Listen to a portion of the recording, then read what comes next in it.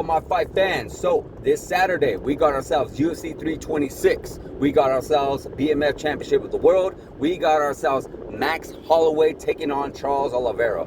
Guys, this is going to be one hell of a fight. It's going to be one hell of a fight. It has fight of the year written all over it.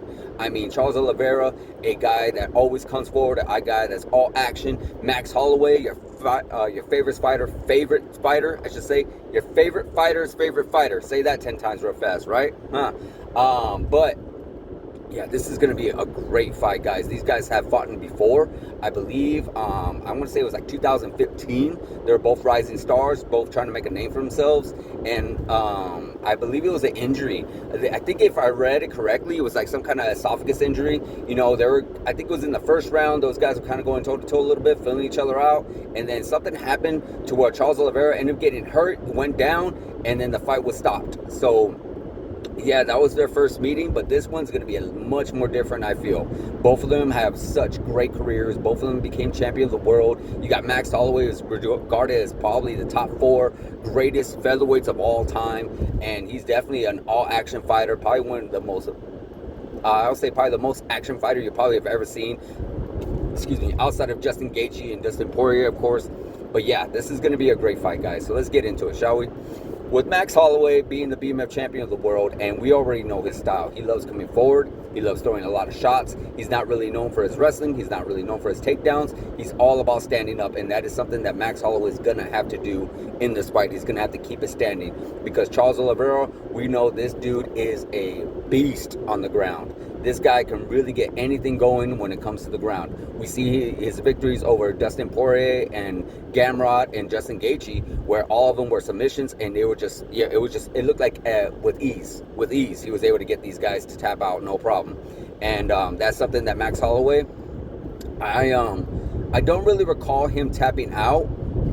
We do know, unfortunately, he has been knocked out with Ilia Topuria, but I do not recall him being tapped out. So that's going to be something interesting if that does take place. But Max Holloway definitely needs to keep it on the feet, circling around. Do not want to get too close to the cage because I know Charles Oliveira has utilized the cage a little bit. He's not someone that will initiate a takedown, so I wouldn't go too far with that, but he will do his best to hurt you and stun you and go for that takedown like he did with Justin Gaethje.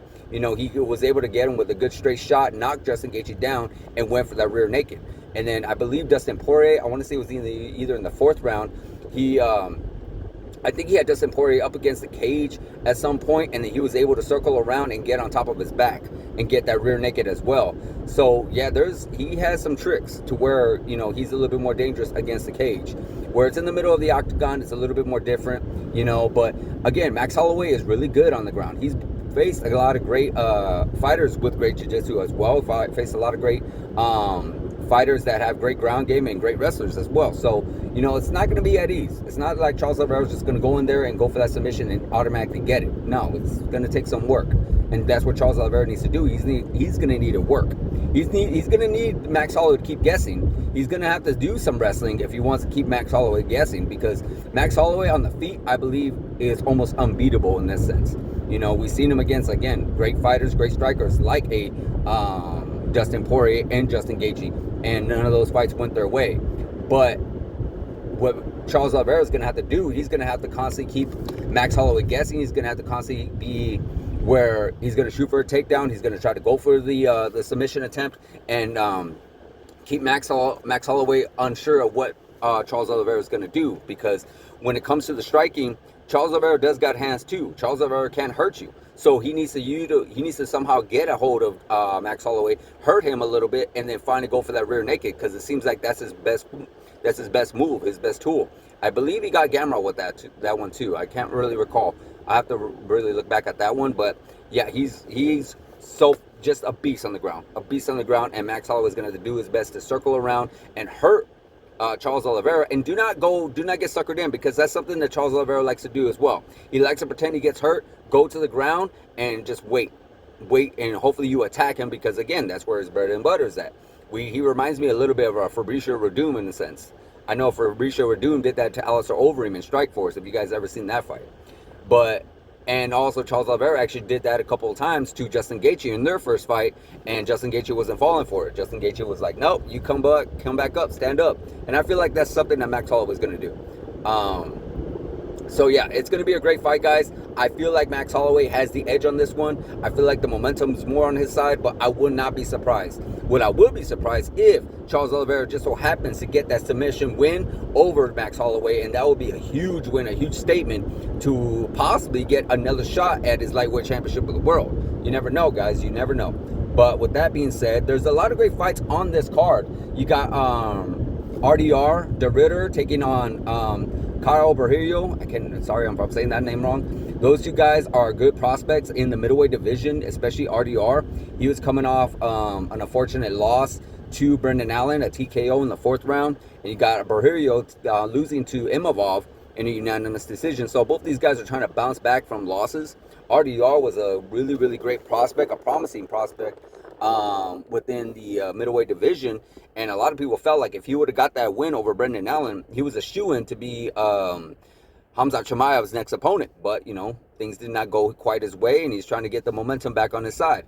And I feel like he could. I mean, he's went toe-to-toe with some great fighters. Bo Nickel, Kevin Holland, and Robert Whittaker, by far the best one. Former champion of the world. So, yeah, I feel like he could definitely get this one. Berrillo, he's still a young up-and-comer. He's still doing his thing to make some noise for himself.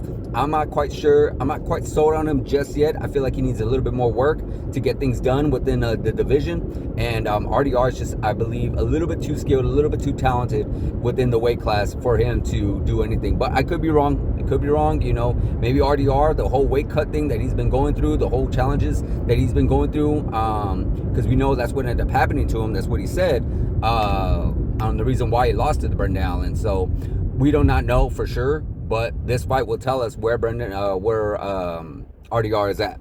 And if he could get past him, then I could definitely see more of a future for him in the middleweight division. If he doesn't, and somehow he ends up losing or whatever, or he gets knocked out or whatever the case may be, he needs to move up in light heavyweight. That would be my personal opinion. Also in the fight, you got Rob Font taking on the young prospect, I think Raul Rojas. And this kid, you know, he's trying to be a young star, young up-and-coming. This is by far his biggest test. He's fought in a few other guys.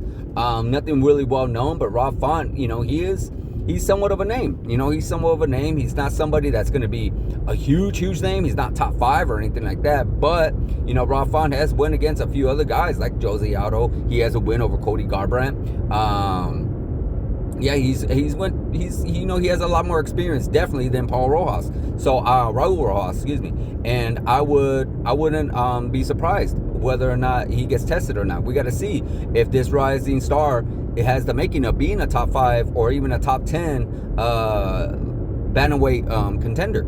You know, he wants to make a big name for himself, and this is going to be the big stepping stone for him. Not to really say Rob Font is a stepping stone, because again, he's somewhat of a decent fighter himself, but he hasn't had such a great career as of late. You know, he hasn't had great wins and whatnot. He's fought a lot of great opponents, but didn't have a lot of great wins. So I would definitely want to see what happens next for Rob Font if he doesn't get past him. But then again, Rob Font has spoiled a lot of up-and-comers before.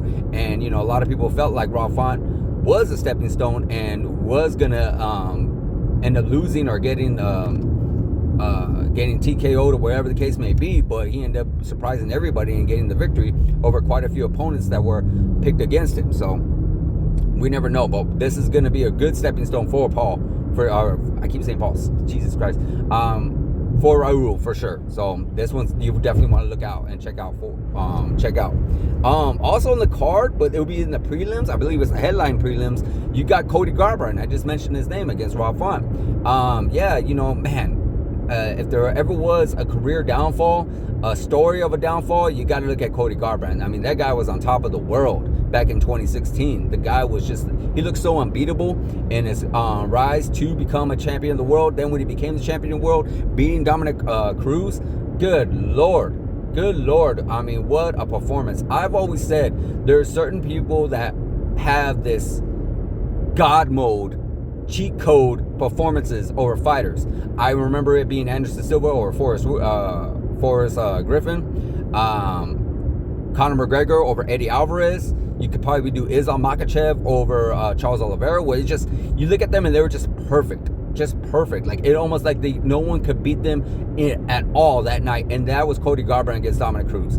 Like, Dominick Cruz was not in the fight, and Dominick Cruz has always been by far one of the greatest fighters, if not the greatest bantamweight of all time, and Cody Garbrandt made him look average that night. Average.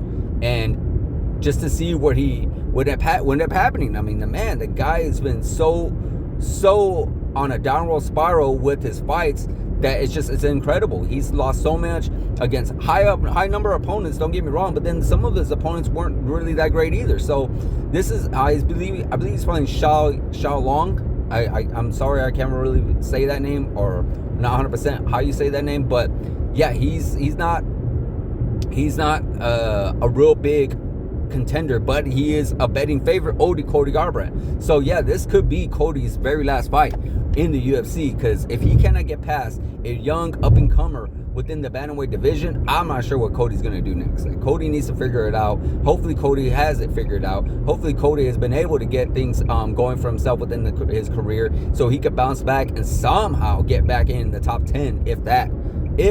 Not gonna say championship, because I did not see that happening, but you never know. We've seen performances, we've seen careers have downward spirals, like Jorge Masvidal's, like Charles Oliveira's, and some of them come back and become champions of the world. So this could potentially be the first step for Cody Garbrandt to do that. So best of luck to Cody. But there you have it, guys. There's a few other good fights on this card. I'm not going to go through all of them, but I definitely recommend you checking it out. It's on Paramount, UFC 326 this Saturday. Like, subscribe, hit the notification button, and let me know in the comments of what your favorite fight you're looking forward to, guys. Talk to you later.